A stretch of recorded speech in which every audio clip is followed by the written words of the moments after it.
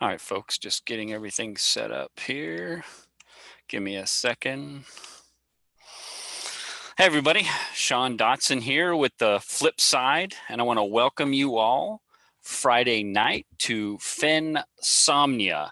This is for all of you, if you're anything like me and you can't sleep and you've got Finn on the brain and you're going through the poem and you're trying to figure out what the fuck the blaze is. Well, it's Fennsomnia, folks. You've got Finn on the brain. And tonight I'm like Mike Calazars and I'm drinking coffee. So cheers to you all.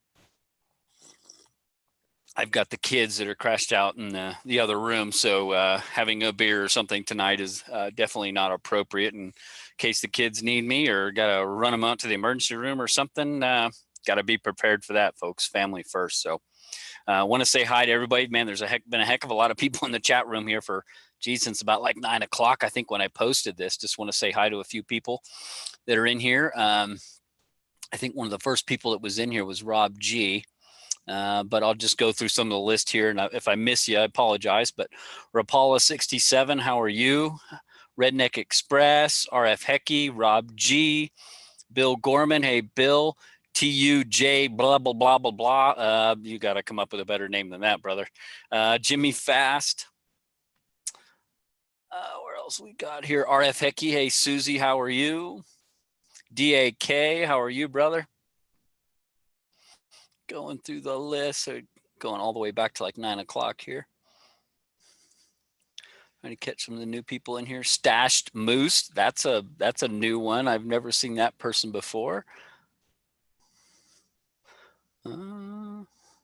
K-Pro, how are you, Christy? Calazars, hey, Mike. I did say Jimmy Fast, I believe. I think I caught everybody. There's been about 18, 19 people in here just chatting away for the last hour or so. You guys are having fun. We've had a lot of interesting talk in here. Can everybody hear me okay? No problems. I've had some issues with this computer. It's not picking up the audio and stuff if I'm not running with the headset.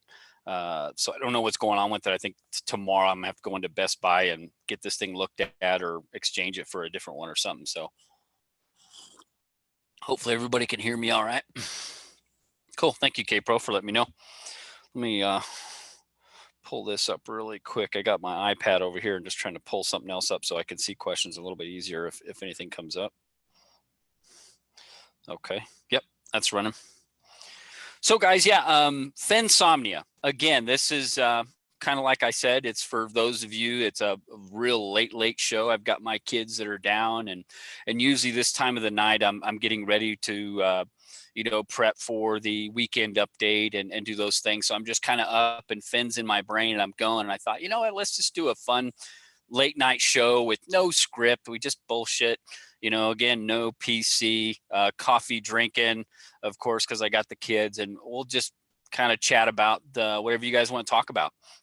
I think Jason Dent does a good job of, in his shows, kind of just watching the chat room, and I can kind of do that. Anything you guys want to talk about or topics that you guys want to discuss. Now I know a lot of people have been emailing me and Facebooking me on the Facebook channel, and if you don't know, I do have a Facebook channel called The Flip Side of Forrest Fenn's Treasure Hunt. And I am the only admin and moderator, so you'll have to ask permission from me. It used to be where people could be added. I changed that because I do want to kind of monitor, who is in and who is not a little bit more closely. So that has been one change that I've made as the admin and moderator, that you can no longer invite somebody. You could mention the channel if they want to come in, and then I can invite them. Again, I don't ever turn anybody down. I just want to be able to have that privilege to be able to do that. Call it control, call it whatever you want. I just want to be able to do that. But a lot of people have been emailing me and Facebooking me, about, what's going on with the after party show, what's going on with the weekend update. Guys, I'm making some changes. K-Pro has, as she'll admittedly say, she's kind of left the Flip Side show to go do her show with Mike on the Raven's Nest. And that's something that, I had talked with her offline and suggested that, she should do. And I think she's doing a good job of that and will be very successful. Her and Mike will be very successful in doing that show. So, there's been some changes in that. David, there was kind of a little bit of an argument between David and K-Pro a little bit, and that's why David's been a little absent right now, and he's kind of getting over that. And he is my search partner. He's my ride or die. I always have his back, but right now he's kind of taking a time out and, on his own recognizance and figuring out a few things for himself. And, hopefully he'll be back on the show and we'll get that going. Yeah, K-Pro, I know, again, I said K-Pro, that's for you and David to work out. You're both, David is my partner, a search partner in this, and he's kind of my best friend in this search. You are also a friend of mine. And I basically said that you guys kind of need to work that out amongst the two of you. I understand your reasoning for doing your show, and I was a big supporter in you going and doing your own thing, and I'm glad you did, and I think you're going to be very successful, and you are being successful in that, and I continue to look forward to what you and Mike put out there. Again, I think that there's plenty of room in the FenTube community for doing that stuff, and if any of you guys have caught my a little bit of my Facebook rant that I put on there, it was an announcement that I put out about a week or so ago. There's been some stuff that's kind of happened in the FenTuber community that just didn't sit well with me, and I didn't name names or anything like that, but it just wasn't something that sat well with me. So I kind of, with everything that was going on, I took a little bit of a hiatus to kind of, catch my breath, figure out where things are going. And so I'm making some changes to the channel based on that. We will continue to do the after party. We will continue to do the weekend update. And there will be a roundtable again as well. Again, just taking a little bit of break to regroup and figure some things out. Give David a little time to, to think about some stuff as well. But again, guys, I just wanted to reassure everybody that I'm still here. And then again, I thought that this, Fennsomnia thing would be fun to do as well. Something different, just to give everybody that.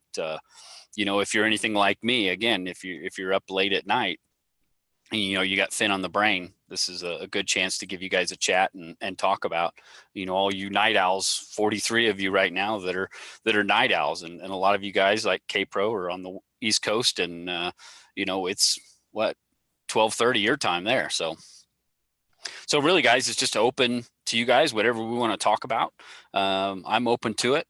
One thing I did mention in the chat prior to going live was, I've got a couple ideas that I've been kicking around about roundtable number 4, that I could put out this weekend. And one of the ideas there's been a lot of chatter about and is, a key word in the poem. Is there a certain word in the poem or line in the poem that is key, and everybody thinks that one word will unlock the entire poem. So I'm kicking that idea around, doing about a roundtable about that, to get everybody involved with. But I'm open to ideas. If you're a member of, my Facebook group, you can go over there and you can put your suggestions over there, what you think might be a good, something that you'd be interested in hearing some of the FenTubers or other people in the community talk about. And I noticed there was some flack on the forums, over on Harry's and also over on Chase Chat. Kind of some negativity about, us FenTubers, about putting out information and that kind of stuff.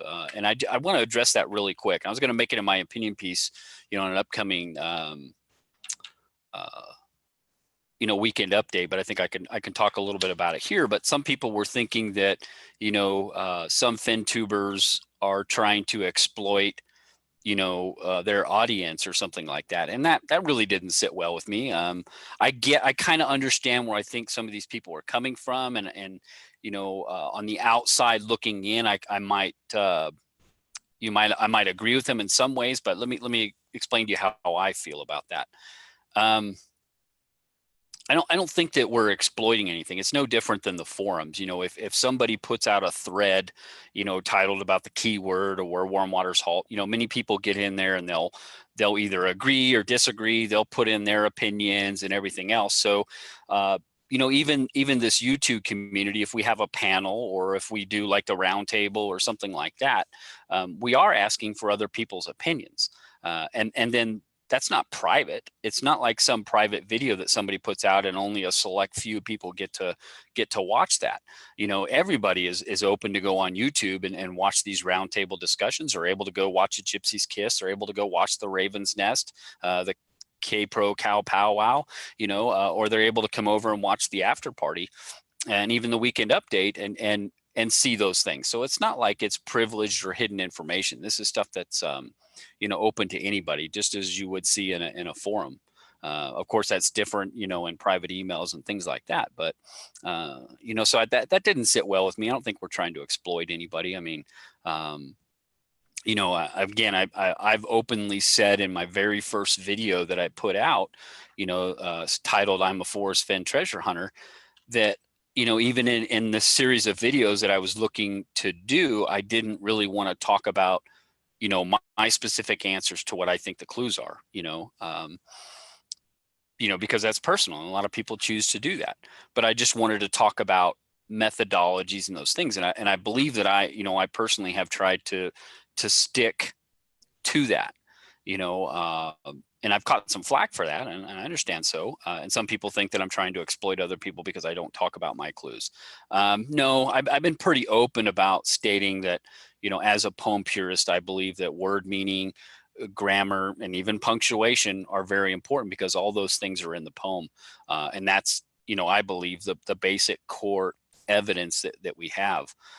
So I've been pretty open about that. Now, of course, I don't really, I've done it at times, have a couple beers and I get on a rant about something, but I've gone into a little bit about grammar and talking about things, but I don't really get into the specific, because that's very, near and dear to the answers that David and I have worked very hard on. So yeah, I don't go into detail on that, guys. But I do like to converse with people. I do like sharing ideas. I do like sharing opinions, and that's all we have is opinions. None of us know where this treasure is until we can pluck that thing out of the ground, obviously. So anyway, guys, just going over a few things and getting, clearing the air on some stuff. But that whole, some of the negativity that was kind of coming out, directed towards the Fenn tuber community. That as far as exploiting people, both Toby and I have been in the intelligence community as analysts in one way or another. And as an analyst, we're very attuned to paying attention to information and looking at the bigger picture, trying to figure stuff out. Do I think that gives me or Toby some advantage in this thing? No, not at all. Because each and every one of you, is capable of looking at the big picture and taking what you want out of information from anybody. So, I mean, I'm no better off than any of you in this chat room or anybody else out there. It's just that I've done that in a different capacity than this treasure hunt. It's just common sense, guys. Really, it's not. I have no great brain power, guys. I've talked about it, I think, before in one of my videos, where each and every one of us, comes into this treasure hunt with different specialties. I think it was with Mike Davis when he was on the after party. We talked about this, that each and every one of us come in with very special attuned abilities or skill sets that we come in, and somehow we think that skill set, whatever it may be, makes us acutely better at solving this than anybody else. And then we go on some wild tangent based on that specialty, whether it be in astronomy and we go on this, astrological, solve or whatever it is. But the thing is Forrest Fenn has said that his audience was the average redneck from Texas. So if the average person can figure this out, what is it that each and every one of us in this chat room tonight and really that is in this hunt all have in common? And that is that we speak or we communicate in English, and we understand the English language, and the poem is written in the English language. So I think we all have that in common, and that is the one common thread we have. And me as a poem purist, and me thinking that grammar and punctuation and word meaning and everything is important, ties into that. So I mean, that could be my confirmation bias. Sure, I will agree with that with anybody. But I think that's just the tie that binds us. I have one person here. I see a one that came across from Faith Hunter. Can we talk about the double omegas? Does anyone feel they are useful or use them in their solve? Faith, I don't really personally put a whole lot of stuff into the double omegas. I know, my partner from the flip side, DeCall Thomas, is big on the omegas. He's actually put a video out on the double omega. So if you haven't seen that, go check it out, because he does put a lot of information, talk a lot about that. One thing I will talk about, and DeCall and I have kind of discussed this before about the double omegas, is that he sees them as kind of a beginning and an end. Well, when I try and tie that in any way that I can tie it in, Faith, is that Forrest says that, just prior to the poem, that so I wrote a poem containing 9 clues that, if followed precisely, will lead to the end of my rainbow and the treasure.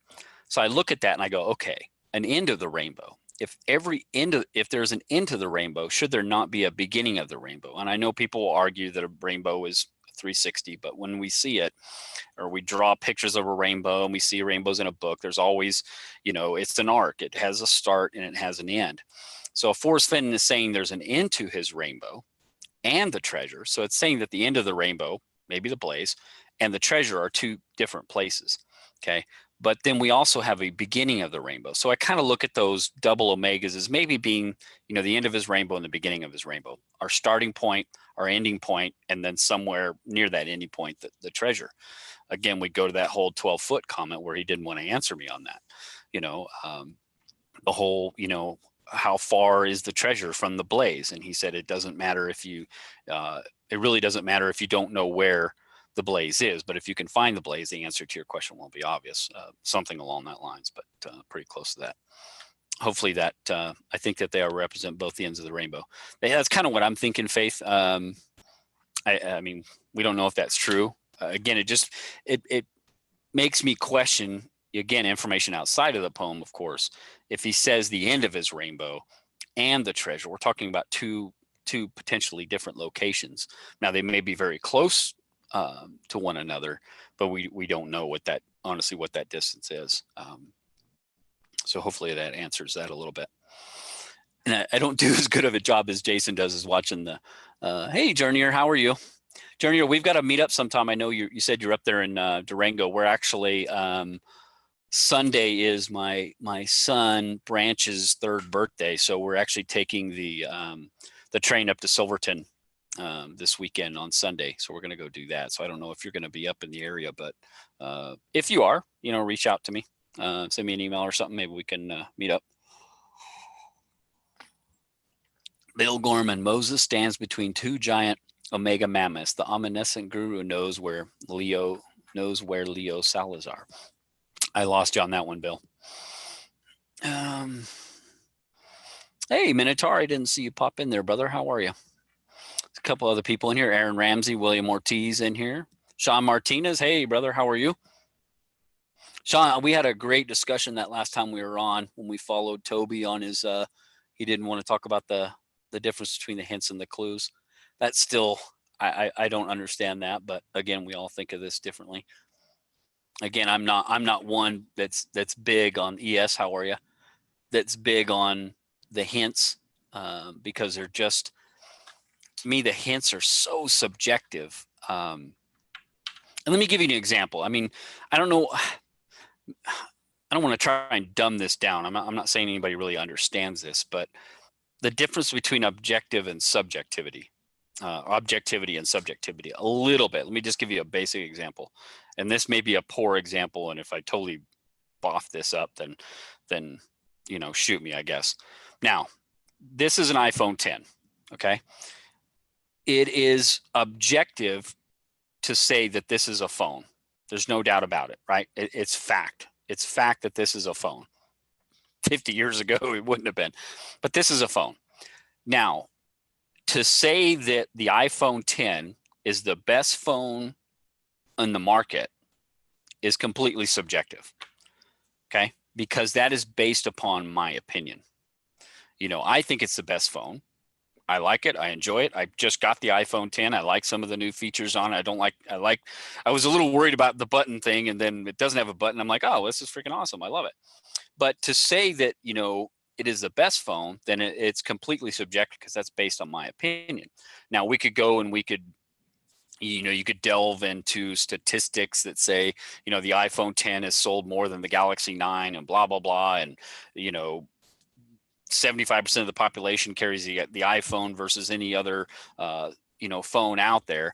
So you could say, well, based on all these facts, that this is the best phone, but it is still very subjective because somebody that carries the Galaxy 9 could turn around and say, well, no, this is the best phone because that's based on their opinion. So there's a difference between, facts and what are based on opinion. Now, we all know that it is fact that Forrest Fenn wrote a poem containing 9 clues that will lead to his treasure. I mean, he says that before, he's repeated it over and over. We all know that is fact. What is subjective is trying to identify out of the 28,000 words that are in the book, what are the hints that will help you with the clues. That's very subjective because it's based on your opinion, based on you think that out of the story My War for Me, that a single line in there about the waterfall is actually a clue to water high. That's very subjective. Doesn't mean it's wrong. It's just based on opinion. Just like saying that all the other statistics that are out there state that the iPhone, is the best phone out there. It's still based on opinion, and opinions will all vary. So that's just a little bit of I've gone on about, objectivity and subjectivity, and maybe that'll get some clarification to it a little bit. Everybody is deleting their comments tonight. I didn't see that, Ben Downing. Yeah, some people retract their own messages. I don't guys, I never employ moderators, and I've only got like 4 people that are moderated on my channel, and those are people that have consistently been very negative type people on just about any channel. It's just that, it's like when you start this YouTube channel and you see it's already got 1 dislike, it's that same person that bounces around to just about every FenTuber and just has a negative opinion of FenTubers. It's those kind of people that'll just come on and try and be negative about anything. That's why I've not seen anything, didn't follow up. I see Ben Downing, a lot of supporting hints I have seen feel like they are mostly confirmation bias. Yeah, and you're right, Ben. It is, and that was what led me to my whole book burning thing back in 2016, was that, in my whole solve in Yellowstone, man, I could give you all these beautiful, coincidences that made it feel like, it was confidence, that I was confident, that I was going with confidence because I had all this stuff outside of the poem in the book and historical references and In Too Far to Walk and everything else that just made me feel like, man, I'm going to walk right to this treasure, but it's just confirmation bias. And, I was talking with some of my people at work. I think it was yesterday morning. It was either Wednesday or Thursday morning. And we got talking about politics. And I really don't want to get into politics right now, but I got talking about how we are a society right now that just wants answers, and it wasn't like that when I grew up. And we were talking in here earlier about some of the ages of some of us in here. And I'm 48, and I know probably most of you are probably younger than me. But when I grew up and I had to do research on papers or whatever else, I didn't have Google. I didn't have the internet. I mean, you had to go to the library. You had to look up encyclopedias. You had to do some research, and you had to do some thinking. You had to do some analyzing. You didn't have, Google, where you could type in there, what is warm waters, or what is what does this word mean? Or what does that word mean? You know, we are such a, a society that is so focused on just getting an answer right away. You know, that we Google something and we look up the first couple of responses and we take that as fact. And, you know, our political system and our media is really about that right now, where, you know, and you follow whatever news media you like, whether that be Fox, whether it be CNN, MSNBC, and a few others that are out there. And you just get that one political side of the story, and you never go out there and listen to the other side. You never get a real balance. I mean, Fox News, we know, is pretty far right. CNN is pretty far left. There's no, it seems like there's no middle in there. You have to go watch both of them to try and figure out what the fuck is really going on in our political system these days. You just don't know. I mean, who do you trust? And if you don't do your own research, you don't think for yourselves, you're never going to find that middle. And I've said it before. I mean, DeCall Thomas has said it. A coin has three sides. It's got a head, it's got a tail, and then it's got the edge or the rim of the coin. There's always three sides to every story. You've got your political left, you got your political right, and hopefully somewhere in the middle, we can all meet and not be so fucking partisan. You know, so in this chase, it's no different. You know, we're all just looking for answers. You know, if you go watch, you go look at some of these YouTube videos, some of the ones that have the highest views, you know, besides some of these live events that have been streamed, you know, time and time again, are those that will specifically talk about, okay, we're going to talk about warm waters halt, or we're going to talk about the blaze, or we're going to talk about the keyword, or we're going to do those things. Those are the videos that get the most, because what is it? People want to hear what those answers are. They want to know what the answers are. And just a lot of us, we just don't think for ourselves.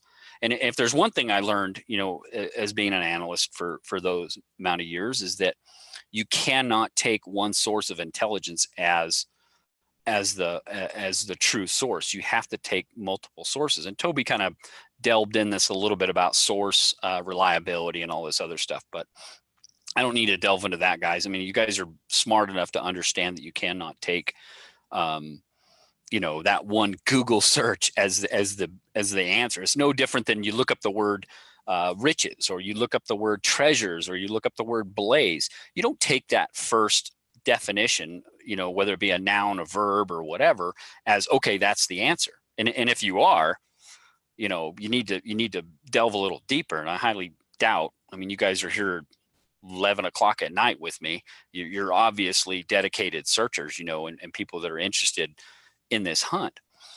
So I think a lot of you guys understand that, but it's no different. We're just a Google society. We think we can Google up any answer and that's it. That's the answer. You know, and we don't think and we don't analyze a lot of this stuff. Not all of you. I'm not trying to label anybody here. I'm just saying that our society nowadays is like that. I mean, some of you've got kids, maybe grandkids. You see that in them. You know, they just Google the answer in 5 seconds and they think they got their answer and they walk off. And the rest of their life, they're going to think that was the one answer, and never will they go 2 or 3 layers deep to figure out that there's other answers out there.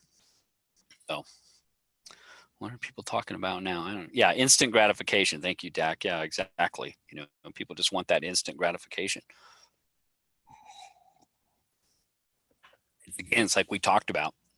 You know, Forrest Fenn could come into one of these forums and give out the correct solve, and we'd all fucking pick it apart because our own confirmation bias makes us believe that we're not. Oh, my wife's texting me.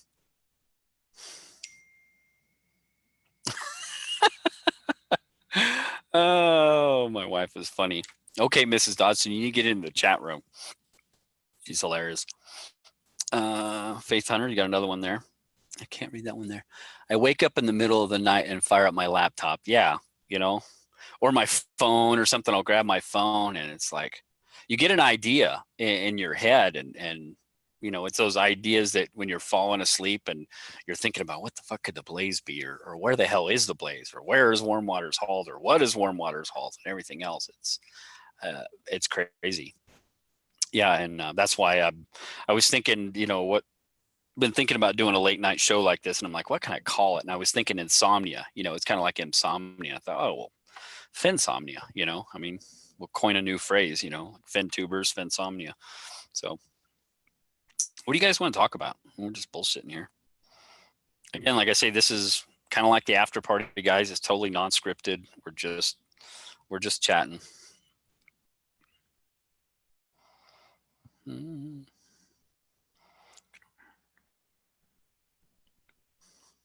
Aaron Ramsey says something here. He says, Sean, I guess I'm not convinced. Folks really want to help each other solve it. I offered a very, very solid solve, but none interested. Why? Because we all want to be the one. I asked Forrest Fenn, what the fuck? Aaron, I get what you're saying. I think that again, we're all so wrapped up in our own interpretations. You know, we're all convinced, like you said, we all want to be the one. You're right. We all want to be that person, or we think that our brilliant ideas are the idea, you know, and I think the further we get away from the book and the poem, the further outside the box you get. And I think when Forrest Fenn has said that he's hesitated telling people to get back in the box, and I think that box is you know, the book, The Thrill of the Chase. It's no more than that. And we've discussed this at length, you know, in the after hours party, you know, what is the most important information, and that most important information or the purest evidence, and where's Sean Martinez, we've talked about this, the purest evidence we have is The Thrill of the Chase book, bar none, no doubt.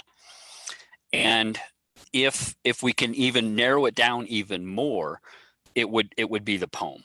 You know, the poem has the core evidence, you know, the 9 clues that, if followed precisely, will lead to the end of his rainbow and the treasure. I mean, that is the basic core evidence.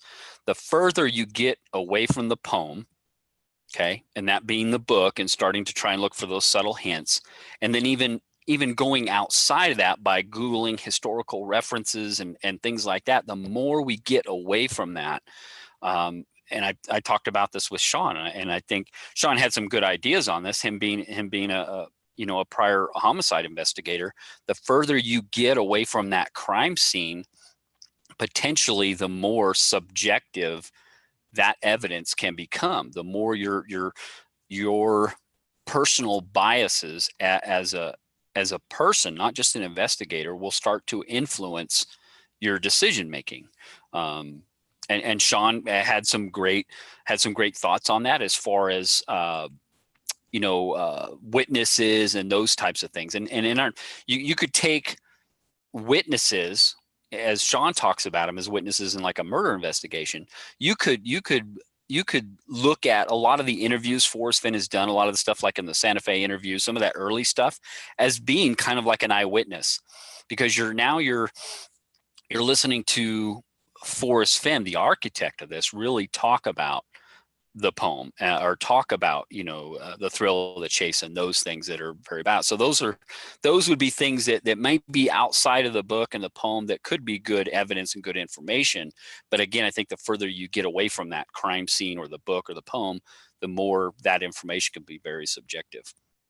And I was doing a lot of you know, and I've researched this before, and I encourage you guys to look at this too, but look at the difference between, you know, the written words and spoken words. Because what I have found in the difference between spoken words and written words is that the written words have to be more intricate and precise than the spoken word. The spoken word, when you're watching me, you're getting my hand gestures, you're getting my body language, you're listening to the inflection of my words, and because of body language, inflection, and those types of things, you can kind of understand context. But in the written word, what provides you with the context and the precision of what the speaker or the writer is trying to convey? And that really is the preciseness of their words. And I hate to say it, but punctuation. Those things are very important. So I encourage all of you to go out there and really, research a little bit on the spoken word versus the written word, and you can Google it. Don't look at the first answer. Go down a few of them. Look at a few different things, and think there's something interesting will jump out at you. And I had mentioned this to a searcher a while back, and that person's name was Rara, and I haven't seen her in a while on the forums anywhere. But to really understand the relationship between the writer and the reader, because that poem, in my opinion, is really, while each and every one of us is reading it, it's really tailored to one single person, and that is the reader, you. Each and every one of us that is reading that poem is really tailored to us. Forrest Fenn, the architect and the author of that poem, is speaking to you individually. And if you look at it that way and understand the relationship between the reader and the writer, there's something going on there too, and it's very interesting in my opinion. But something to think about. What did Bill say that we're all laughing about in there? I'll blow your meek self down. Yeah, I still like Jason. I still like Jason Dent's quote. Nothing ruins a perfectly good solve like boots on the ground. That's for sure. Hmm.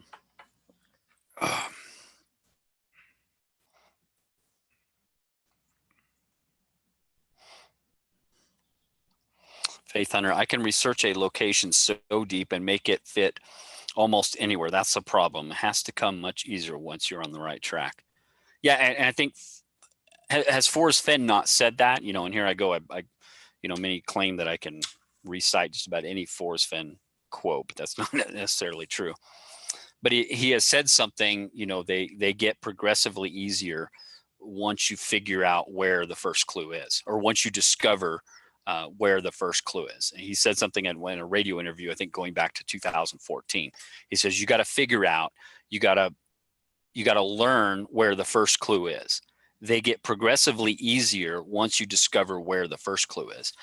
And that really tailors back to that first roundtable discussion we had about what versus where. What's more important, trying to identify what Warm Waters Halt is or where Warm Waters Halt is. In my opinion, I think that where is more important than what Warm Waters Halt is. And there was some great discussion. There was a lot of great back and forth, on that debate. And that debate, I think, still goes on right now. It's probably been one of the biggest debates beyond, really what the 9 clues are in the poem.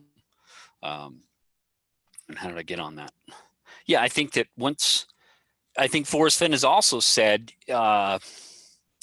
if you can figure out the first 2 clues, you're metaphorically halfway to the treasure, or something along that line. Somebody can probably look it up on Terry Scant really quick and find it out. But he said that too, and that's very similar to what he says. They get progressively easier once you discover. And that made me think. He said in that Moby Dickens, I think it was a Too Far to Walk book signing. He also said, if a searcher will read the poem over and over and can figure out the first few clues, they could find the treasure. It may not be easy, but it's definitely not impossible. And that always made me think, okay, what does that mean? Now, if there's 9 clues and he's telling us that if we can figure out the first few clues, what does that tell us about the remaining 6 clues?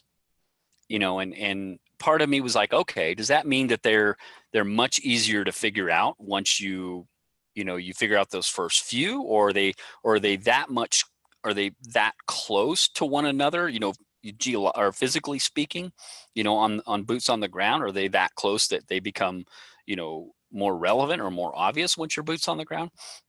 So that really made me, that's been one of those things that, gives me Fennsomnia, is like running that through my brain. Like, what does that really mean? Sean, am I hiding libations from Mrs. Dodson in your coffee cup? No, I am drinking coffee, folks. Again, I've got 2 little ones sleeping in the room down the hall, and no, I am drinking coffee. Matter of fact, I probably can't see it, but I'm drinking out of my old, this is my military intelligence cup. Always out front was the motto of the military intelligence community. And I have that cup for, geez, almost 30 years now. I got it when I first went to AIT at Fort Huachuca, Arizona, back in 1990, I think it was. But it is strictly coffee with a little bit of foo-foo creamer in it. Matter of fact, I actually want another cup. So if you guys will excuse me for a minute, I will go back and get me some more coffee. So you guys chat amongst yourselves real quick.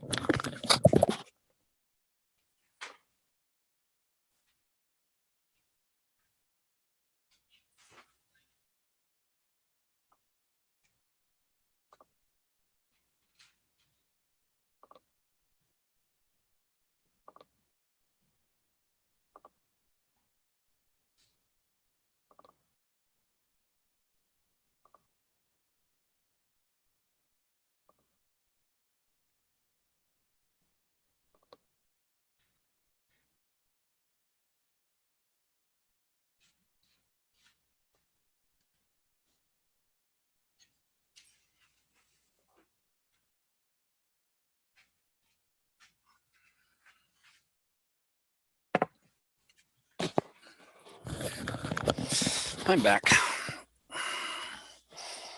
I got some more Crown. I mean coffee.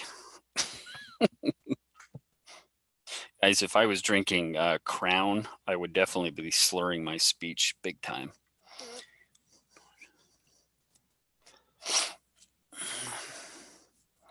So I see Sean in there talking about the key. So let's talk a little bit about that mention of the key word. I wish I could find that and bring it up really quick.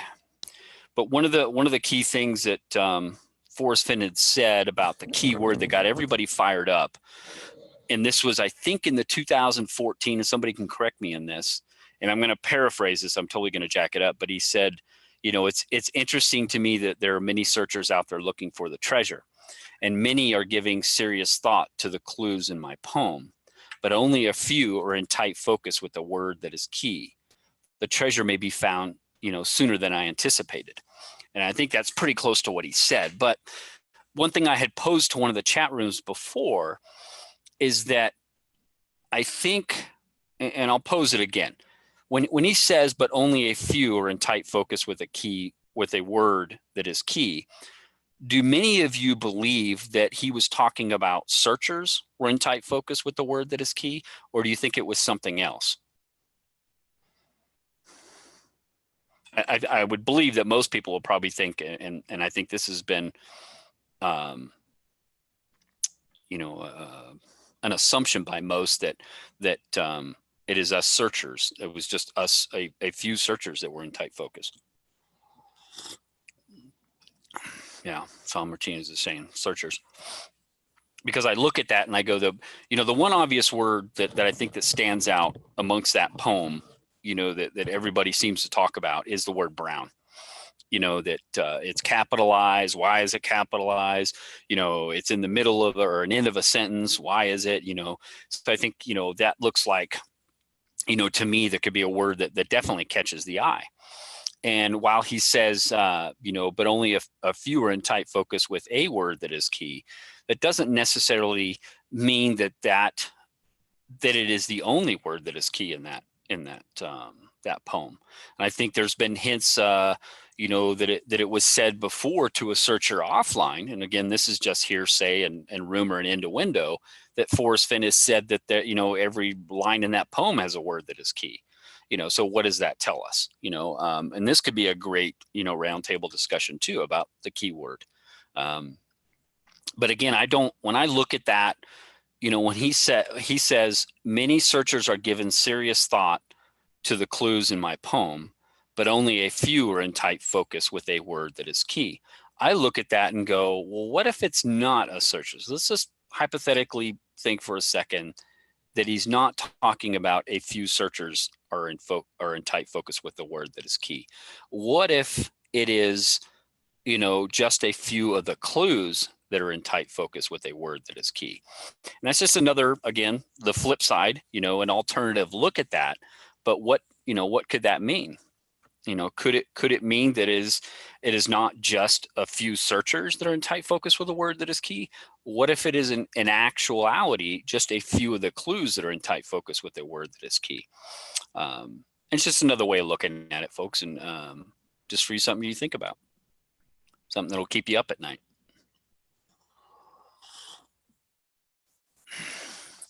Minotaur Marino, what did we learn this year that gets us closer to chess than last year?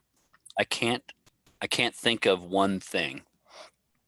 Well, I think that one thing that we can talk about Minotaur is not to get wrapped up on a gut feeling. I mean, I remember when I first read that whole thing from Forrest Fenn on Jenny's 6 questions that he said, very few searchers tell me exactly where they are searching, so I don't know how close they are getting. My gut feeling is it will be found, this summer.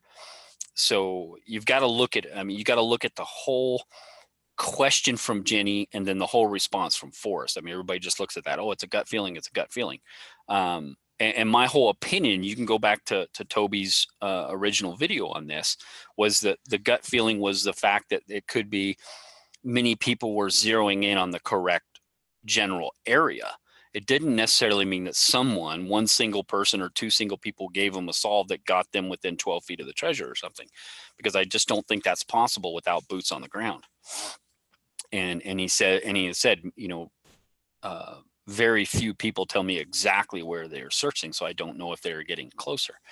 So I think what we can learn from this is to not hang on every word of Fenn. I mean, again, the moving hand has writ, and having writ moves on. Nor all your pity and wit will return to cancel half a line, or something, those words that are in the book. I mean, I can probably find them here. And I've talked about that before. The poem is written. It's in stone. It cannot change. And none of our going back, can change it. And this is what it says. This is page 101 in The Thrill of the Chase. It says, the moving finger writes, and having writ moves on. Nor all your piety nor wit shall lure it back to cancel half a line. Nor all your tears wash out a word of it. And to me, what that means is again, it goes back to this whole, I asked you guys to, go and look at this, but understand the difference between the spoken word and the written word. And the written word, and the biggest thing they say is there, it's in stone. It's been written. You cannot change it. You cannot go back and alter it. Now, the spoken word, you're changing on the fly. Your mind is thinking a couple of steps ahead about what you're going to say, and you can change that before it ever comes out. And when you say something out loud, sometimes you can't take back those words either. So think about what you say before you say it. But I really like that quote because it, boy, I got off on this tangent here, but it really speaks to me about the poem itself. That poem has been written. Every single word in there is deliberate. He took him 15 plus years to write that thing. And he admits, they look just like simple words, but trust me, I worked on that thing for many years. I felt like an architect crafting that poem. So it's all very deliberate. Every comma, every period, every question mark, every silly semicolon, everything that's in there is deliberate. And we cannot go back and change it. We cannot change anything in there. How did I get on this dang tangent? I thought you burned the book. Yeah, I'll go get I got some of my burned pages in there, but no, this is my actual book that, like many of you, is signed by Forrest Fenn. And in here, I think some of you guys have seen this, and I put it on here, but this is my original poem that I printed off with all my little scribblings and writings on it. You probably can't see it, but if you go to my Evolution of a Poem Purist video, at the end of it, I put a picture of it in there and you can kind of see it. But yes, I did burn my book back in May of 2016, I think it was, which was more of a symbolic thing of me realizing all the rabbit holes I was going down, and kind of just symbolic of me moving on and trying to get and focusing just on the poem itself and then understanding it. And then I told you guys, the whole epiphany for me was those 2 questions from Phil Bayman and Steve R. That if they could not with the information, you know, begin at where warm waters halt and somewhere in the mountains north of Santa Fe, figure out the correct starting point.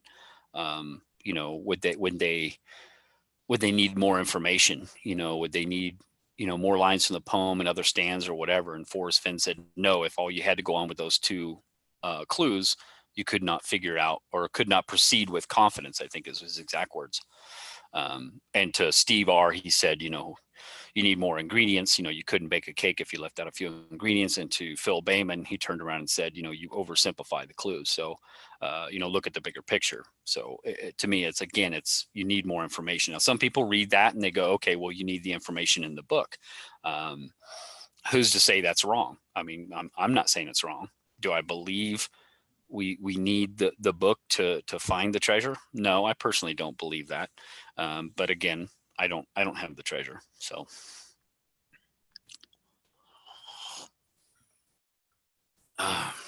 we got 69, 70 night owls in here tonight, folks. You guys are definitely some night owls tonight. That's awesome. Just having some fun.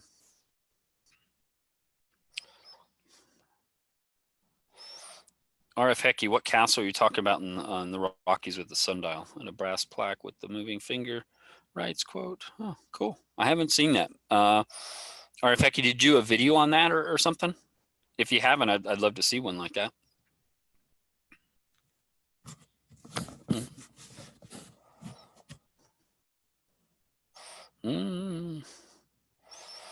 Just looking through here.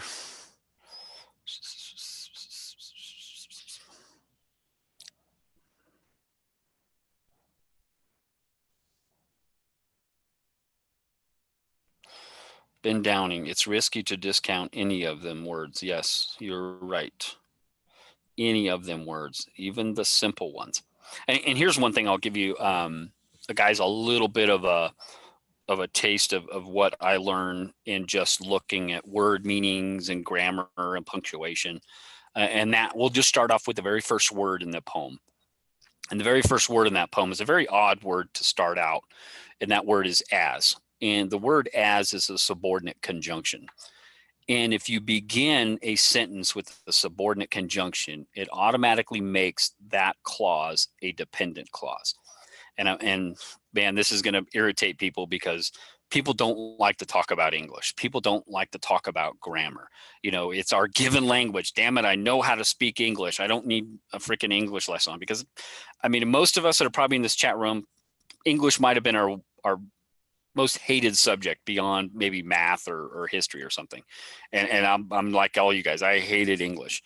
But if you understand what a dependent and independent clause is, and I'm sure most of you do, if you start out a sentence with a subordinate conjunction like the word as, it automatically makes that first clause a dependent clause. It's no different than if I was to say, I walk up to you and I say, hey, as I went to Las Vegas and then I walked away, you're going to sit there and go, okay, but what the fuck happened when you went to Vegas? You know, you just walked away. You didn't finish that statement, right? Now you're left wondering, well, what the hell happened when you went to Vegas? You know, did you win big? Did you see Mike Calazars? Did you go see DeCall? Did you know, what happened? You know, that's the whole point. Well, Forrest Fenn starts off, you know, that first dependent or clause with the subordinate conjunction, as I have gone alone in there. And then he puts in the conjunction and with my treasures bold. Well, there's no comma between that and. There's nothing in there. So he is following the rules of grammar because you cannot, it's dependent on more information. And if you, what is synonymous with the word as are the two words since and because. They're very synonymous with the word as. And I'm not going to go into any real depth in this, but if you substitute as with since or because, it becomes because I have gone alone in there. And then the subsequent sentences or clauses or lines in that poem begin to make a little bit more sense. If you just remove out the line, I know this is what you would consider messing with the poem, but if you just remove out the second line of the poem, which is, and with my treasures bold, if you just take that out for a second, put it off to the side, and you read those first few lines, and you substitute as with since or because, and it says, since I have gone alone in there, I can keep my secret where and hint of riches new and old. Kind of makes sense. He's saying because or as I have gone alone in there, I can keep my secret where, because he's gone all by himself. Now he's saying I've gone alone. Now, when you go alone, that's generally meaning that there's no one else there with you. But he says, and with my treasures bold. So if he's gone alone and we look at treasures and we understand the definitions of treasures, it's things that we hold dear, right? Well, most of us, my kids and my wife are very dear and fond and special to me, right? But if I've gone alone in there, okay, that means I've gone by myself.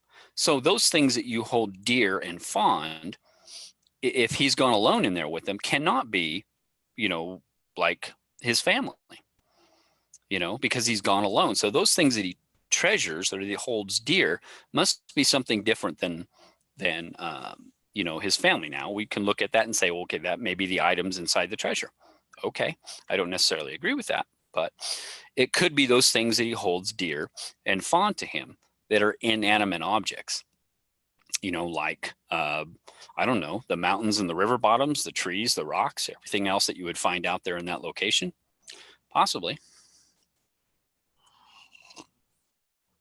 But again, it's English lessons. People don't like it. Again, it's my fucking given language. I don't want to hear it. I know it. I know it. What is that Mark Twain quote that he recently gave us last year? It's not what you don't know that gets you in trouble. It's what you think you know that just isn't so. So do you really think you know what those words mean? Do you really understand your given language? Do you really understand all those words in the poem? Maybe you do, maybe you don't. I don't know. But I tell you, I put in 2 years worth of effort in really understanding, those things, the purpose of a semicolon, what it means, what it does to a sentence, or, when there's a comma before a conjunction, when there's not one, what does that mean? How does that affect the context of the words prior to? The purpose of grammar, or excuse me, the purpose of punctuation is to provide context and meaning. Again, it's like the spoken word. You don't see the punctuation, but you hear it. You hear my inflection. You hear my pauses. That's what gives you the context of what I'm talking about. But you can't do that in the written word. That's why punctuation is important in the written word, because it gives you those pauses. It gives you those breaks. It adds meaning and context to those words. So grammar and punctuation are two separate, totally separate things. What do you guys want to talk about? I'm just going off on rants.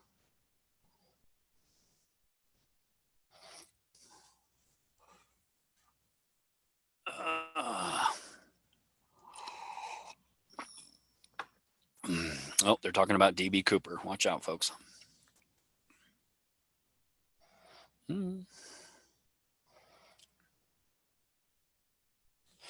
Journeyer had a person that's dear to him moving to China. Okay. Key 6, how are you? Mr. Bryce, good to see you in here. RC.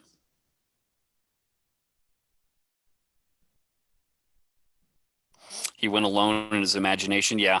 Bill, there's a lot of people that, read that first stanza as, him talking about the book. And that is a theory that I believed a couple of years ago too. It's like, where's the only place where he can go alone and he can keep a secret and all that, and that is, in his own mind. And what is the physical embodiment of that, but his memoir? Sure, I once thought that too. And I'm not saying that that's wrong. In my current belief and opinion, I don't think that's the case. And I talked about this in the structure of the poem, that first stanza, because we know it's not the quote unquote first clue. What does it really mean? What does it really do for us? And I think because of its tense nature, that it was written after, the treasure was hidden, because again, as I have gone alone in there, it's almost in the past tense nature, and I read it differently than what I did a couple years ago. But again, everything's fluid. Things are always changing. But the words are very specific, and they tell us exactly what he's trying to get across.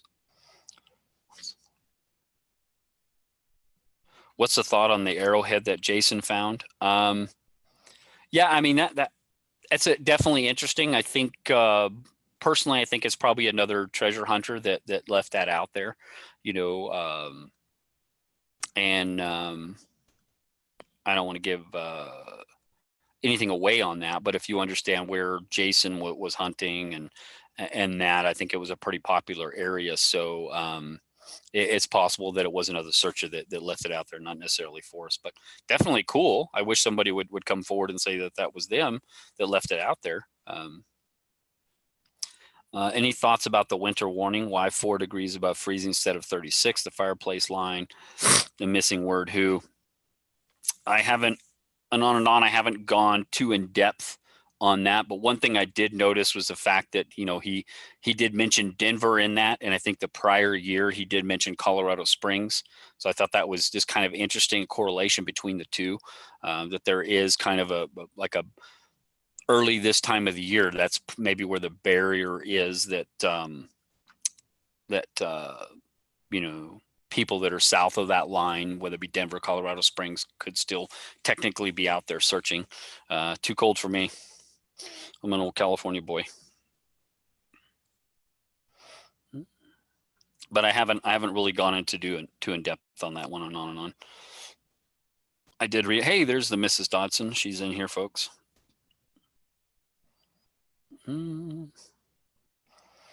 She is supposed to be working. What is she doing? She's checking in on me. Somebody emailed her and said I was drinking Crown in my coffee cup, apparently. Thanks, guys. You guys are narking on me. Hey, Chris Bettles, I didn't see you in there. Where are you at now? I see you said Vegas, here I come. I don't know if you made it down this way.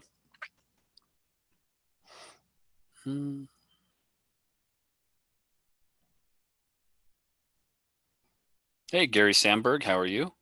The one place we will go alone for sure is death, or the fear of imminent death, like when the doc tells you about cancer. Yeah. Yeah, Gary, I think, there's a lot of, DeCalls talked a lot about this as far as layers and overlying meanings in the poem. And if it really took him 15 years to write this thing and many years to write it, he definitely could have put several layers into that and several different meanings to it. So, yeah, I mean, we all go alone in death, somewhat to speak. I get what you're saying. So there could be some, underlying, meanings in there too. Sure.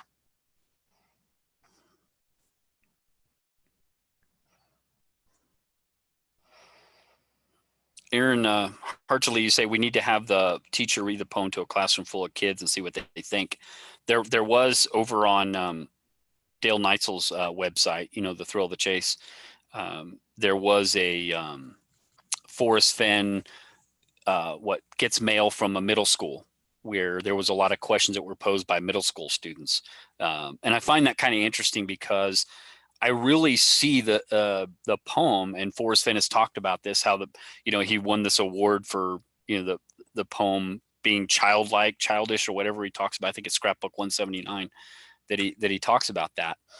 And, him stating that, his mind stays about 13, which is a middle school, which is technically should be 6th or 7th grade. But a lot of the grammar and everything that we could research to find out about this is really centered around that level of education. It is around a 13-year-old's education level, or should be, what they're learning as far as sentence structure, punctuation, grammar, word meaning, vocabulary. All that stuff is centered around there.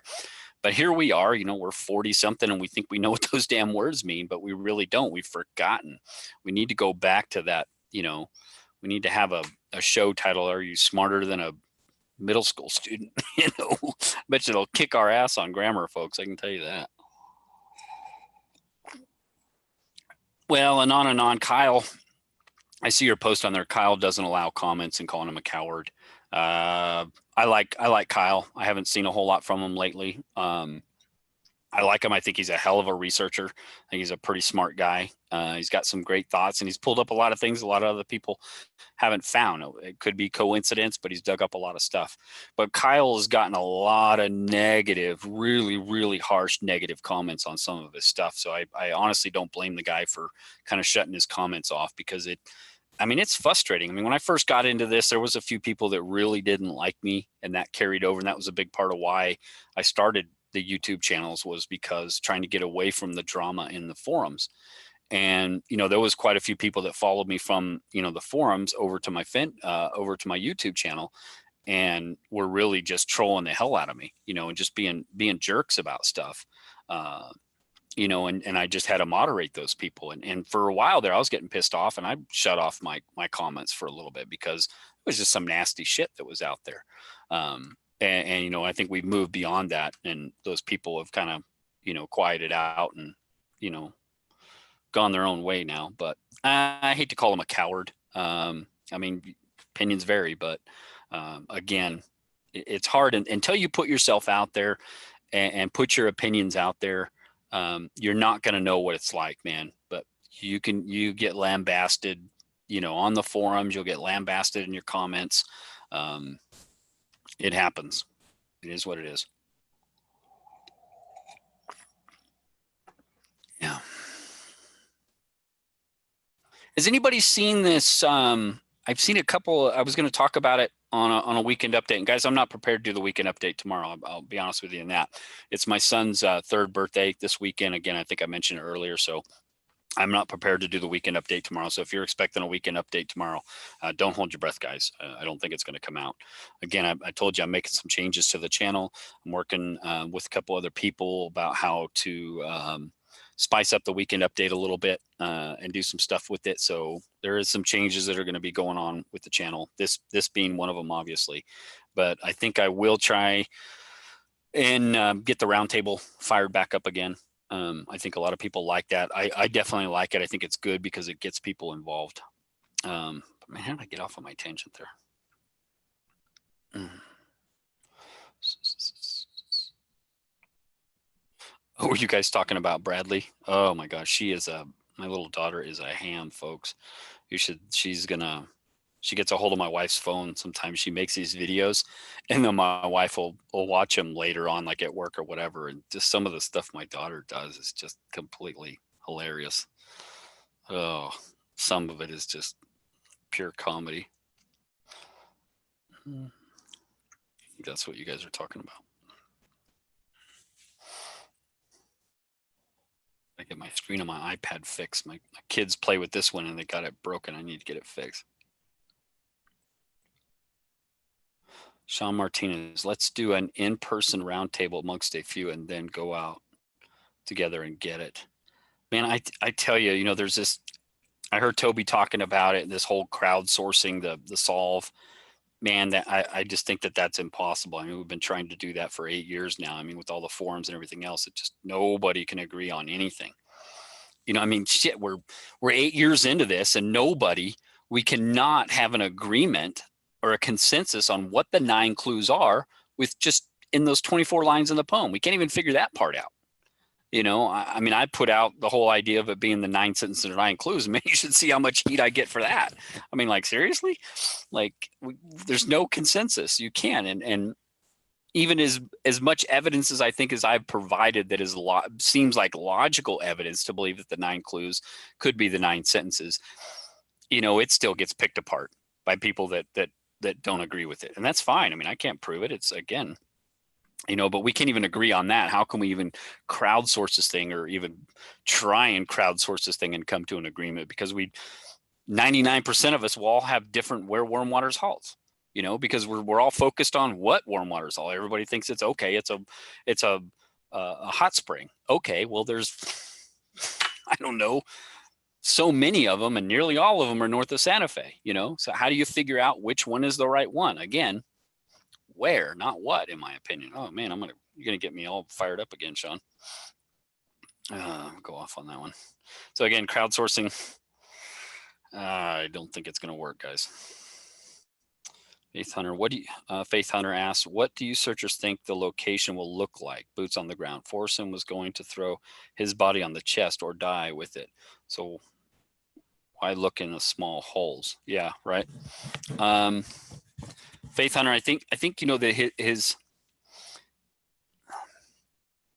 I think his whole idea, I mean, if he knew exactly where he wanted to hide the treasure chest, again, where he wanted to hide the treasure chest from the onset of coming up with the idea, that could have been just the great outdoors in general, not a very specific spot. And then based on legalities, again, if he was going to make it happen no matter what, and he had the place figured out from the onset of where he wanted to hide this thing, why the fuck did he need to go talk to a lawyer? Why?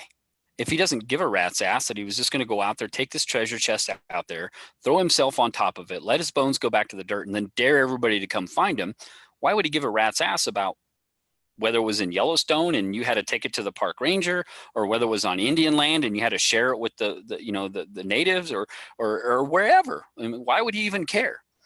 I think, or why would he even go talk to a lawyer? I mean, really? I mean, he went and talked to a lawyer because he's like, okay, if I really want somebody to find this thing and be able to claim it as their own or whatever, then, I have to figure out the legalities of this. I think that's very key. I mean, that could be the one good clue that we searchers haven't thought of, I mean, I don't know. Again, I didn't put out my video on that one. Again, I'm still having a hard time with that one. That's a tough one.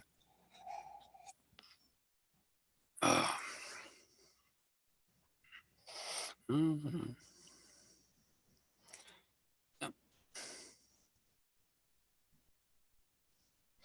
I'm just kind of reading over some of your comments here. So, yeah, Richard Hornberg, Longfellow. Yep, I like that quote from him. I used to know it by heart, but now I can't remember it for sure.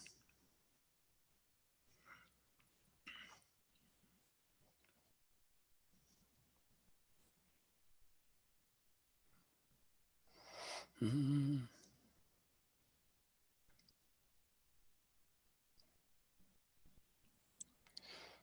Here's another one from Faith. He said he always knew where he wanted to hide it and that he hid it in that place. Maybe the lawyer was an afterthought.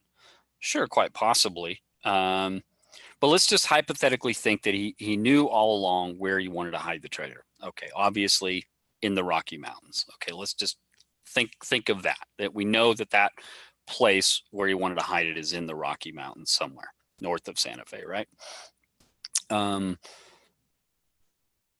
And that was just the where. That was just the general region. I mean, he knew he wasn't going to hide it in Vietnam, okay, next to that log that he hid next to during the arc light sessions. We knew he wasn't that. He knew where he wanted to hide it. Now, we always think that it was a very exact, precise spot, but what if it's not? What if it wasn't the very precise spot? We keep making that assumption, and I don't think I've ever seen a quote from Forrest, and I could be wrong, where he has said that it was that exact spot that he thought of at first. And I think he said something about, that the spot that he chose is the exact same spot that he wanted to have his bones rest forever. Yes, I agree with that. But whether that was the exact spot that he had from his mind, it could have been just the general area, which is the all of the Rocky Mountains, or it could have been the general area of Yellowstone proper. It could have been, somewhere around West Yellowstone that he'd known. It really doesn't matter, but the exact spot may not have been perfectly known until he went out there and hit it and then came back and wrote everything after the fact. Again, there was parts of the poem that were written afterwards. So maybe that where was just the general area, not that precise exact spot. And then he went to a lawyer and says, okay, look, and I want to fucking hide a treasure out in the Rocky Mountains somewhere. Where can I not hide it? Or where can I hide it where somebody would be able to legally own it? Now, he didn't maybe ask the lawyer that specific question, but he said, okay, what are the complications if I hide it on a national forest? Okay, or in a national forest? What are the complications if I hide it on Indian land? What are the complications if I hide it on private land? What are the complications if I hide it in a national park? And then the lawyer goes out and he gets those answers and comes back to Forrest. Okay, this, and this. And he's like, okay. Now he says, okay, well, I don't want to hide it in the national park because I don't want him to have to go to the superintendent. I don't want to hide it on Indian land because I don't want him to have to share it, blah, blah, blah, blah, blah. So, I mean, it's possible, I'm not saying this is exactly, but it's possible that, he knew where the general region he wanted to hide it, but maybe he didn't know that exact spot. Sure, I think, like the call says that, that spot should have some kind of significance to him, you know, in an emotional attachment to that. Sure, but that is, again, this is a phone. Is it the best phone? It is our subjective opinion that we believe that place, has some definite tied emotional attachment. Yes, he has said that place is special to me. And I took that reason out of my autobiography for personal reasons. We don't know what that is, and we may never know what that reason is. And I think if we keep trying to figure that out, we're putting the cart before the horse. I mean, if you can just figure out where warm waters halt, maybe all that stuff will become more obvious to us, and really less important. Again, like he has said, or Jenny asked him the question, when someone finds your treasure, will they understand why that place is special to you? And he says, maybe, but probably not. Their mind may be on other things, like, how the fuck do I get this thing home? How do I not wreck my car on the way home because I'm so excited? And, how do I keep this thing secure? How do I tell the world? Blah, blah, blah. I mean, their mind's gonna be in other things. Faith, you are definitely a chatty tonight. I like that. It's good. When you watch him talk about the legal implications of the location, he gets flustered, almost annoyed. Yeah, I would agree with you a little bit on that. You could tell in that one with Barry Peterson or whatever his name is, that one that's called, if you look up the YouTube on it, it's called, what is it called? Who is the rightful owner of the treasure, or something like that, I think is the video. It's only like a couple minute video or something, I think.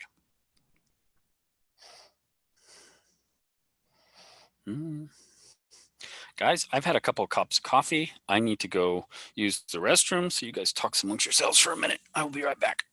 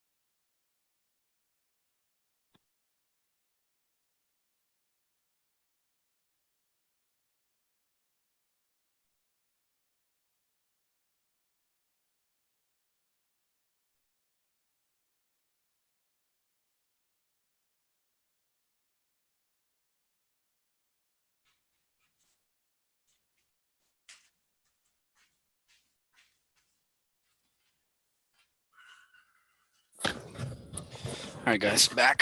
What are you guys chatting about? How long have you been on here? Over an hour and 15 minutes or so.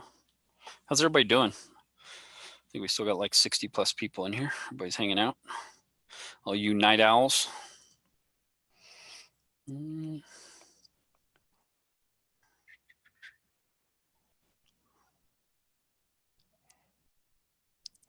Warm waters halt at a urinal cake. Bill. Freaking Bill. Oh, Bill, you say some of the craziest shit. Turn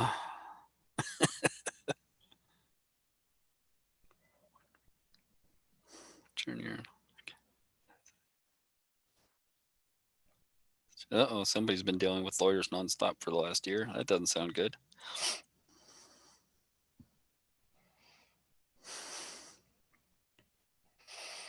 Yeah, I'm a firm believer that the treasure is on BLM land.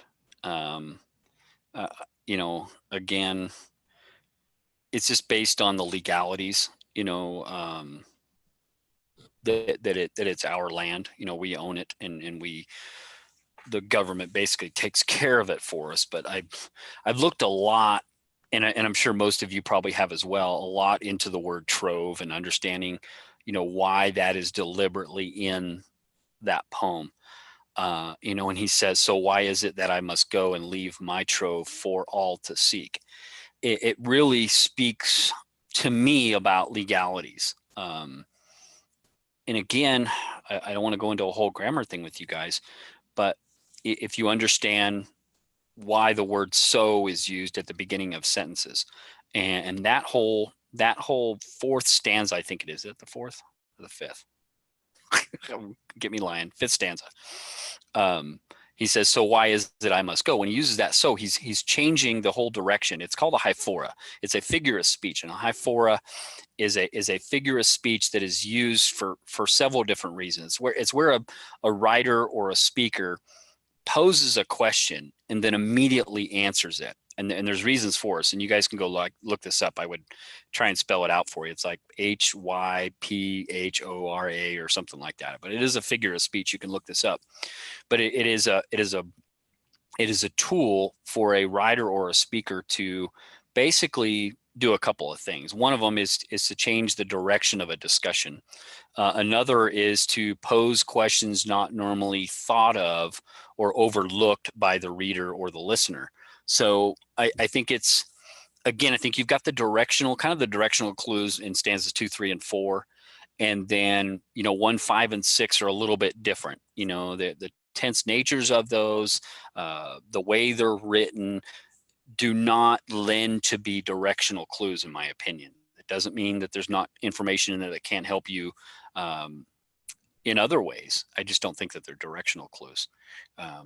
So that whole line kind of speaks to legalities, because if you understand the difference between, mislaid property and abandoned property, I think that really speaks to why he uses the word trove, and he says for all to seek.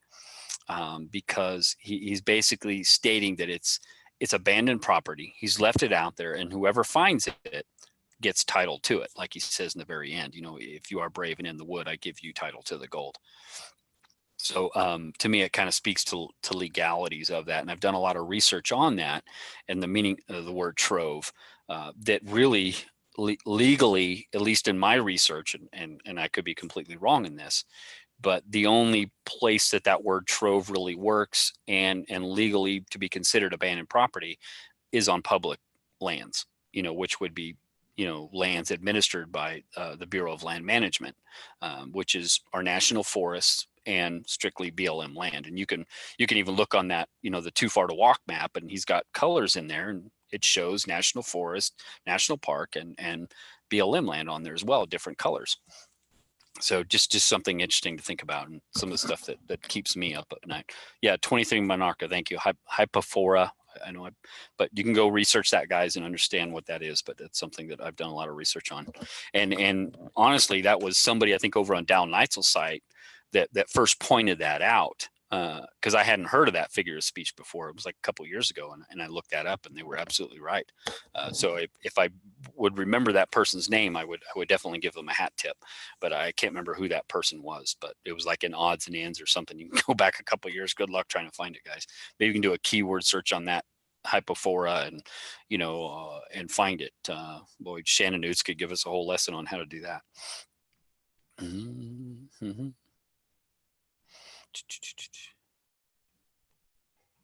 Yeah. Inherently, yeah. Again, halt is the only word in the poem that doesn't rhyme. Have waters, and Forrest Fenn was actually asked that, and I think it was in the Forrest Gets Mail from middle school. Why do the words halt and walk not rhyme? And he said he was limited by his ability, and it makes me question. Okay, what ability are we talking about? Are we talking about his ability to make words rhyme? Or are we talking about his ability to write a poem that, if followed precisely, will lead to the treasure?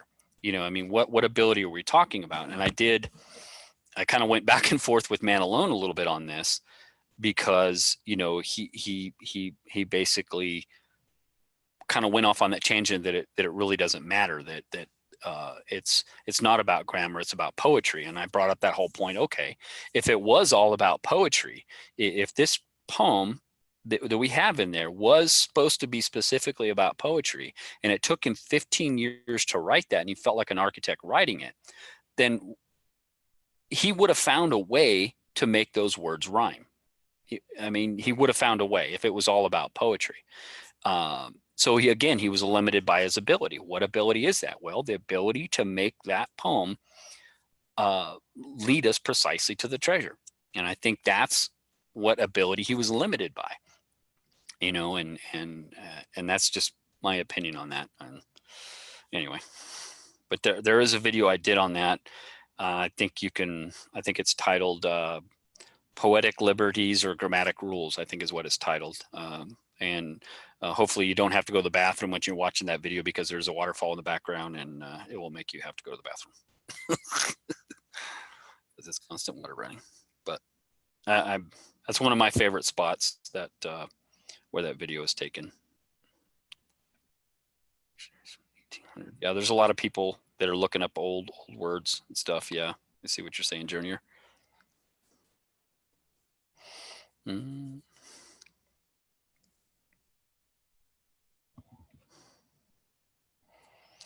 Just looking at your guys' chat here.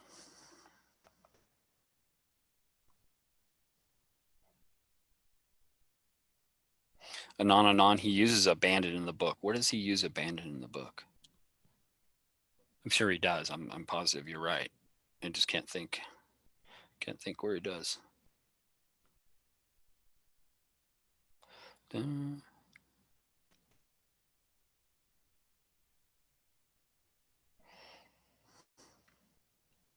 Yeah, Richard, he does use rhetorics, you know, where he says that, you know, I can keep my secret where. I think that's a little bit of rhetorics in the poem. You know, and the interesting thing is, and I've talked about this, is the one line in the poem, too far to walk. You know, not far, but too far to walk. And I think everybody gets so wrapped around the, you know, too far to walk, but too far to walk is a metaphor in my opinion, because it is and I know I've beat this to death a few times, but too far to walk is completely different for each one of us. It's not something you can look up in the dictionary and it says, you know, this distance 10 miles is too far to walk, or 8 miles is too far to walk, or 92 miles is too far to walk. It's different for each and every one of us based on our age, our physical capabilities, or whatever else. So it is a metaphor. So I don't think it's something that can be measurable. But he does say not far. But again, that is different for each and every one of us too. It's not a measurable distance. And then if you watch, you know, his one very, very popular Moby Dickens interview, he states, somebody asked him the question, you know, about, I guess one of the unintended clues in Too Far to Walk or whatever. And he says, well, if you read my preface, it really doesn't take a genius to know what I think they're talking about. And he's referring to the river distance that he talks about, you know, in the preface to his book, where he says, you know, the river distance from wherever to wherever was approximately about 9 miles or so. So I think, you know, a lot of people were seeing that as a confirmation of, you know, that distance that is too far to walk or something. So whether that's true or not, I mean, I really don't know. And I try not to use those as foundations of my solve. Again, you know, my whole solve is based around, you know, the poem itself, and that is the foundation of my solve. Anything, the further we get outside of that evidence, in my opinion, the more convoluted and everything your solve can be. It could be based on a pretty cracked foundation. Again, safe upon the solid rock, the ugly houses stand. Come and see my shining palace built upon the sand. So.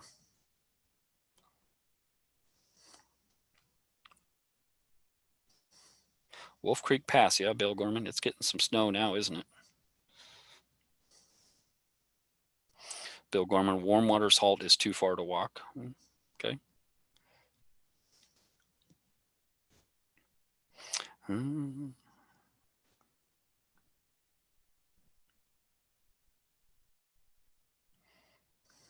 Yeah, I just don't think too far to walk is, again, there may be, what does he say? There's few words in that poem that are not useful in finding the treasure, Phil, but it's risky to discount any of them.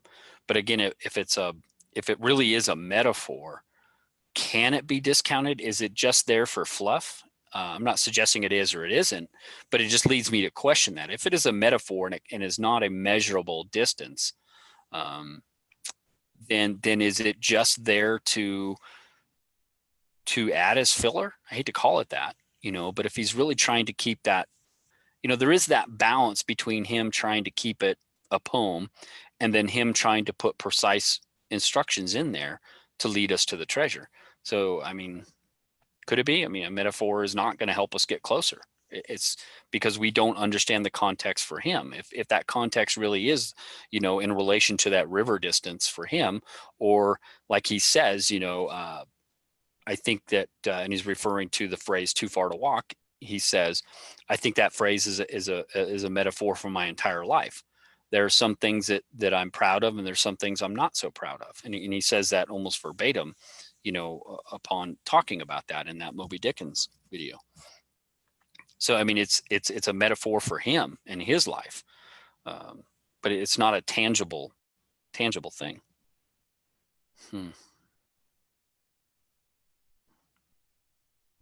What is my definition of walk? Well, it's a good question. Basically, like, walking down the road, I guess. Anything but walking would be not walking. I don't know. Good question. 23. And then another one from 23. If it is a metaphor, it would be impossible to decipher. Exactly, and that's what I'm trying to get at. 23 is it's a non-measurable thing, because 23, what is too far to walk for you might be, I don't know, 1,000 yards. What's too far to walk for me might be 10 miles. It's just different between all of us. So it's not a measurable, tangible object. He gives us 66,000 links. We can do the math based on historical references and come up with 8.25 miles. That is a tangible distance. He gives us that. It's more than 66,000 links north of Santa Fe, which becomes up to 8.25 miles. That's tangible. We were able to figure that out.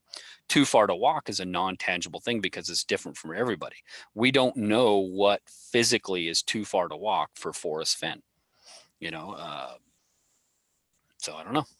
He'll tell you now that he can't walk more than 50 meters without sitting down. So maybe that's too far to walk for him now. But I just think it's a metaphor. So I just don't know if it's I hate to discount anything in the poem, but I look at that and go, it's not a measurable distance. So I almost kind of move on from that.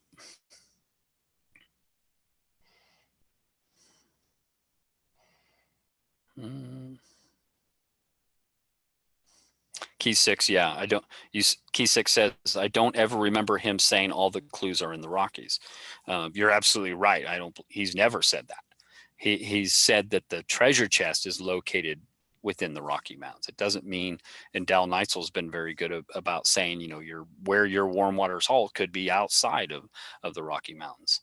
But he's also said, try and marry the clues to a geographical location on a map. Or something along that lines. I know I'm not getting that exactly right, but it seems like, he said clues plural and then location singular in that one comment. So it's almost like he's referring to one singular location, again, where warm waters halt. Why most people, I believe, are focused in trying to figure out exactly what warm waters halt is and then pinning that on the map. And then from there, finding a canyon and then going not far, but too far to walk, and then trying to find some place named Brown or some person named Brown or whatever, and trying to do it that way. What if that's not the correct way of doing it? I don't know. Faith Hunter again, keep my secret where? Under your hat? Yeah. I think he references the Gallatin forest. Stetson makes a Gallatin hat. Again, I think Faith Hunter, we're making some assumptions there. And I'm not saying you're wrong. I'm not saying you're right either. I think that the further that we get outside the box, and going off on these things is just gets us too far out. One good clue searchers to themselves. Yep. It's an outhouse. Oh no, here we go about the outhouse. 23 market. If you take a step, have you walked? No, you've only taken a step. But again, I mean, what you might consider a walk might be taking the trash out to the curb. What somebody else thinks is a walk is going around the entire block. I mean, it's different. I mean, if we look up walk, if we look up in the dictionary right now as to the word walk, it's probably going to say taking multiple steps, but it's not going to give you a tangible distance. That a walk is 1 mile exactly, and anything less than that is a stroll. I mean, I don't know. I mean, what does it tell us? It's I don't know.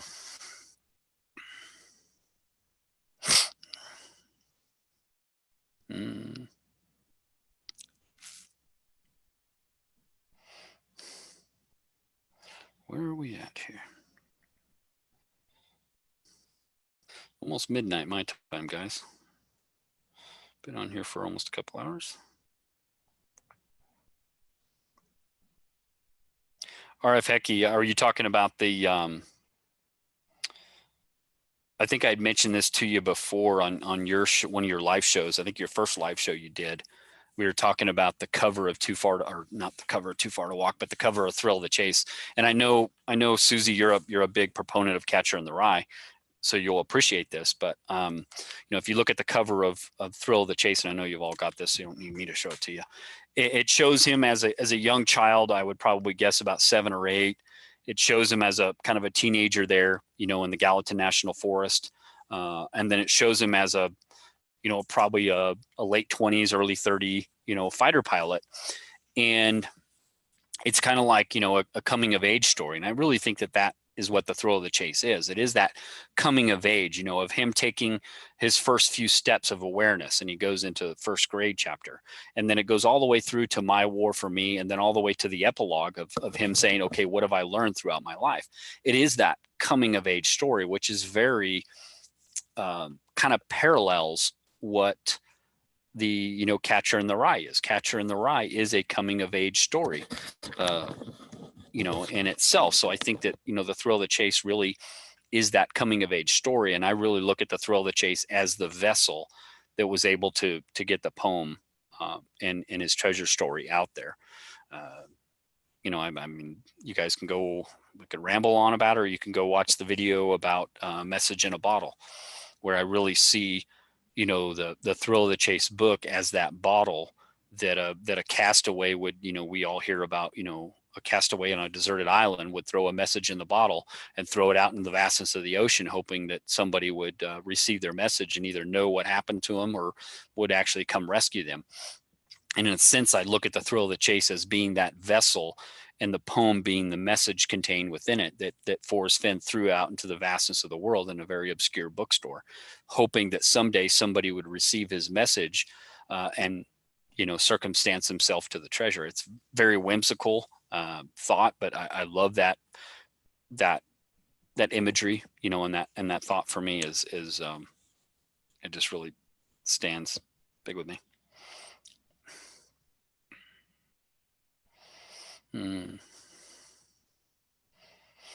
Aaron Hurtably, page 111 stands out as a big clue to me. Let's see. That's got to be in Golden Moor, right? No, 111's got to be My War for Me. Where are we at? 111. Oh, okay. Teachers with Ropes. Yeah, the whole do not touch, out in red, that really does stand out for sure. Why does he put that? Why is he telling us not to touch? I mean, he's talked about being, kicked out of museums before because he wanted to touch statues and those types of things. And everybody, wants to put everything behind glass and not let us touch it and those types of things. And all he want to do is he wants to, like touch George Washington on the nose. He wants to be part of that history. He wants to touch those things, but we're so adamant about that.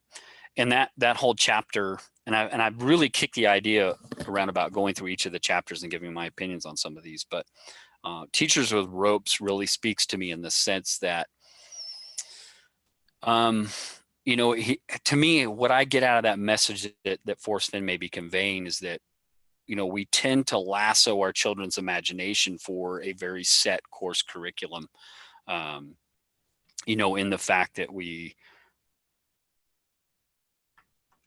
want to keep them in a classroom. And what did Forrest Fenn want to do? He just wanted to jump out of the classroom to be out in Mother Nature and smell the sunshine. But yet we lock our kids up in these classrooms. We teach them, reading, writing, and arithmetic, and we don't give them the chance to just let their imaginations run wild.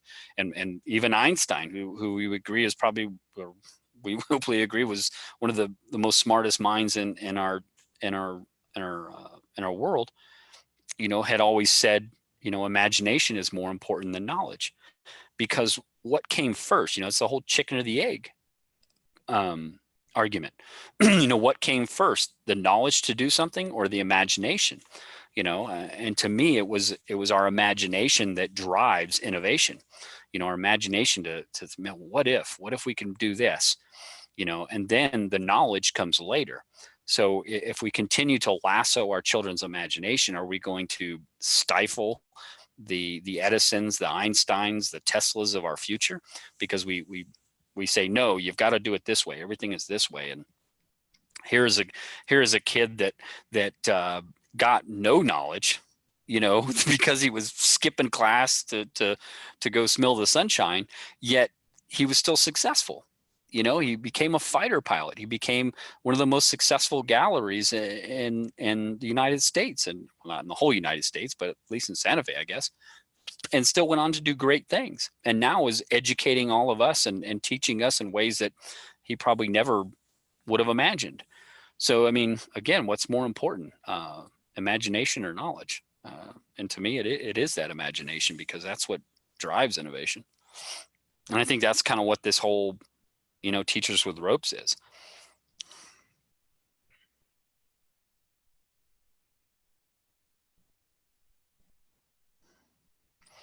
Yeah, I get what you're saying, and on and on. I mean, yeah, you definitely got to learn how to fly a plane. Just can't jump in a plane and fly it. Sure, and there is some things but again, what drove us to build planes? It was the imagination of a few that said, well, what if? Why can't we do it? I mean, over 120 years ago. So that came first. But yeah, you got to have the knowledge to fly a jet. Sure, I agree with you on that. But again, it's certain things that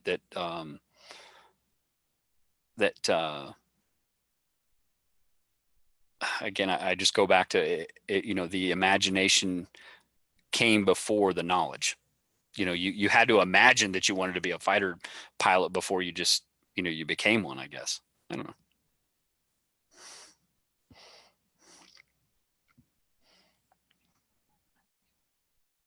know. Yeah, Gregory Ferguson, you're right. Knowledge hasn't solved it. We've got people in here that will openly brag that they've got PhDs, and rub that in other people's noses. I've got a PhD, and I'm like, well, great. Have you found the treasure? Because I don't have a college degree. I barely graduated high school, guys. And I think I've just got as much of a chance as anybody else with a PhD at finding this thing, because there's plenty of people out there that are trying to use computer algorithms and PhDs and crowdsourcing and all this other shit to find this. But we've got no proof that they're any closer than somebody who got in here tonight and is looking for the treasure. I mean, we're all on an even footing. Again, it comes down to that average redneck. We all share the same thing in common. That person has a PhD to that person that maybe has a GED. We all speak the English language. We all are supposed to understand what our words mean, but we take them for granted. We completely take them for granted. Yep. Guys, I was in the military for many years. I tried getting my college education. And it was very frustrating to see a lot of people get promoted over me, because during the 90s and stuff, it was, the biggest thing in the senior promotion system to go from sergeant to staff sergeant to sergeant first class and beyond. The military was highly focused on people having degrees, on you having a higher level education, an associate's or a bachelor's or beyond, and they were promoting people that had that. But those people that were operational people that were out there in the field actually doing their job and going, to places all over the world, didn't have the same opportunities to get the education. So it was frustrating, because then you were promoting people that had absolutely no operational experience. You're like, what the fuck? This is backwards. It was frustrating as all hell, because now you got people that have knowledge, but they don't know how to do their freaking job, but they've got a degree in basket weaving. Great job. Okay. How does that make you a better fucking NCO? How does that make you a better officer? Shit, I don't know. Well, you're going to get me off on a tangent there. Ooh, me pissed off. Anyway. It's Faith. Yeah, I really think, in my opinion, on the whole military promotion system, and maybe it's changed. I've been out of the military longer than I was in the military at this point. But when I left, you had this thing like your DA photo, you had your NCOERs, you had all this other stuff that was, your name, your nationality, all this other crap. And my whole point was, okay, get rid of all that. Get rid of the DA photo. Get rid of your sex, if you're a male or a female. Get rid of your name and your nationality. So all it is they see you on paper. So when the promotion list comes out and people get promoted, if every single one of those people, or 90% of those people, were female, then you would know that those females were the best qualified people for the job. Not because they were female, not because of their anything else. It was because that they were the best person for that job, not because of any other contributing factor. Because the perception is 9/10 of reality. If 75% of the people that came out on the promotion list were Hispanic, or were black, or were white, or were female, or were male, you would say, oh, well, they just got promoted because they were this. Well, if you take out all those factors and you just base it on merit, then without a doubt, even if you were the person that got promoted, you know that you got promoted because you were the best person for that job. It's no different now that we get in this political system nowadays, and I'll go off on a political rant here, that we're so adamant about trying to get a female president. Why? Remove all that. It should be the best qualified person for it. If that person happens to be a woman, great. That's awesome. If they are the best person for that job, it shouldn't be based on whether you're a celebrity, whether you've got more money than somebody else. And unfortunately, we know that plays into it. It's an unfortunate thing in our political system, in our world these days. It's unfortunate, but we shouldn't be overly focused on trying to get a Hispanic person as president, a female as president, whatever. It should be the person who's best qualified for that job. If they happen to be a female, if they happen to be a male, if they happen to be Hispanic or black or white or whatever, who cares? They're the best person for the job. They earned the job, and they should know that. They shouldn't be like, well, I only got the job because I'm this. I hate that. That just bugs the shit out of me. Okay, done with that rant. We'll move on. Guys, it's getting late. It's past midnight here for me. I want to get some rest, plan some stuff this weekend. Again, guys, I want you to know there probably will be no weekend update tomorrow. Again, I'm coming up with some ideas. We're going to be changing a little bit. We'll get the after party going again. There'll be some changes with that coming up. But there'll be some new stuff on the channel as well. I will get the roundtable number 4 going. But guys, if you're not part of the and if you're even on Facebook, I know a lot of you aren't. I honestly just got back on Facebook here a few months back because I dropped away from it during the whole political election and stuff, because I was losing friends because they were arguing on Facebook, and I didn't want to lose friends over politics. So I just basically dropped out of Facebook for a while, just so I wouldn't lose friends over that. Golly, I could go on that for a while. But yeah, I got the Facebook group called The Flip Side of Forrest Fenn's Treasure Hunt. Again, you can go on there. You can request to be a member, and I will approve you. I'm not disapproving anybody. So go check that out. We'll try this, what do I call it? Fennsomnia. Sorry, I can't even remember what the heck I called this thing, but we'll try this again. Try and do it Fridays or Saturday nights. Again, it's best when I get the kids asleep, so we'll be late. And my wife works on the weekend, so it just works out good. I'm not taking time away from her and the kids, so this just works out good. And just fun. Again, non-scripted. Maybe we'll bring some guests and stuff on, and we'll see where it goes from there. So I appreciate you guys coming out and hanging out with us tonight, hearing me rant. And I'll try and go back through the chat. If I miss some of your questions or comments, I'll try and catch up with them and go over them. But again, we appreciate you guys coming out. If you like the video, give it a like. If you haven't subscribed, please subscribe to the channel. Again, guys, I don't ask for money or do anything like that. It's not about, I don't care about how many subscribers I potentially get.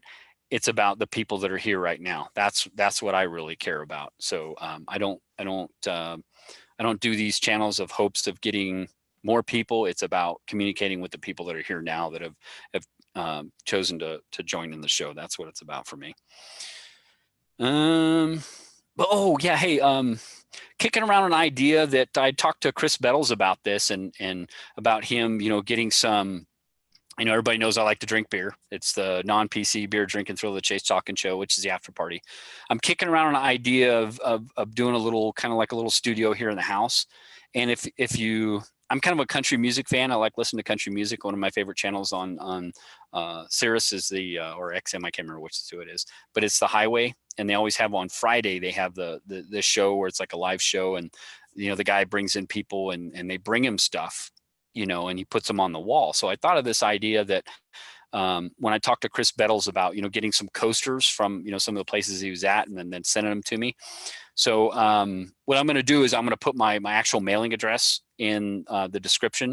You guys can find it below. But what I'd like to do is when I start maybe doing the weekend update, if I set up a studio here in the house, if you guys want, send me like a coaster from one of your favorite, watering holes or whatever, and put your name on it or something like that and send it to me, and I'll start this wall and we'll start putting those on the wall, and I don't know, we're just kind of come up with an idea to have some fun with it. But I'll put again, people were like, oh, you're going to give up your address? I'm like, geez, guys, I mean, as good as we all are with Google Earth now, we could probably find each and every one of us if you've been paying attention. So anyway, I'll put my address in there, guys. If you guys want to send me like just a coaster or something from your favorite watering hole, throw your name on it or something like that, and we'll put it up on the wall and we'll do something. My wife and I have been kicking that idea around, and she's okay with that. So anyway, guys, again, appreciate you guys coming out and hanging out with us for almost a couple hours here. It's getting late. Again, this is Fennsomnia, which is a play on insomnia, of course. And we've hoped you've had fun with us tonight, and we will catch you all on the flip side. Good night, folks. Have a good rest of your weekend.